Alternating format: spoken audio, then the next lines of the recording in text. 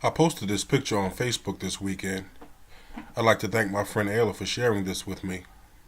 But I feel as though I need to do a follow-up video to really back up what these words are saying. Now, first and foremost, was I always on some old Kumbaya, Gandhi, Mother Teresa type of perspective on life? Absolutely not. Not by a long shot.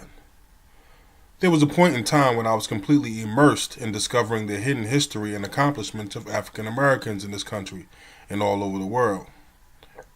Quite honestly, there was a period of time when I had more of a Malcolm X approach to my perception more so than a Martin Luther King approach. But many people don't talk about the awakening that Malcolm had on his pilgrimage to Mecca, when his awareness of humanity began to shift and evolved beyond race and beyond color. Well, something similar happened to me about 5 years ago, when it was brought to my awareness that we have been identifying our magical, majestic, and unique selves with colors. Human crayons, so to speak. And this whole concept of race really started to crumble for me. Now when I hear black man or white people do this and black people do that, it's really beginning to sound very, very elementary to me. Kindergarten awareness, if you will. And this is what I mean by that. This is the color white. I've never met anyone this complexion. Close, but never completely white. This is the color black. I've never met anyone this complexion. Again, close, but never completely black. I even heard the lightest and darkest person in the world may be both considered black. Go figure that one. But most skin colors fall somewhere within this spectrum. And furthermore, no matter what nationality or race you call yourself, there are many variations of skin tone, even within your own race or nationality. So to call one group of people black or white or red or yellow, once again, is very inaccurate. The only accurate color for any skin tone described by a common color is brown. As a matter of fact, the majority of people on this planet are a shade of brown or beige with a hint of red for some. Again, this made me think.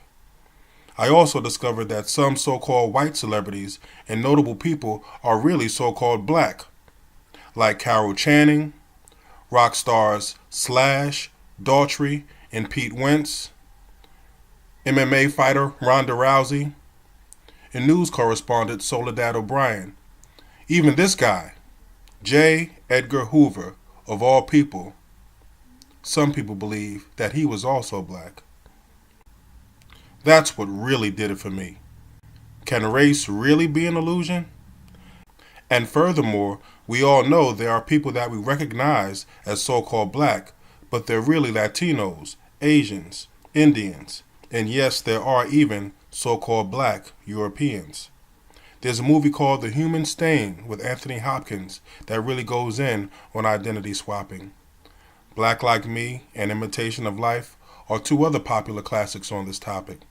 And then you have the Rachel Dolezal story. But I think you get the picture, so let's do something different. Now let's take a look at the cat family. This is your average house cat. And here is a lion. Extremely different contrast of animals. Two types of cats, but yet the same family. Now, as a part of the human family, all we have are slight differences in physical features. Everything else is pretty much the same.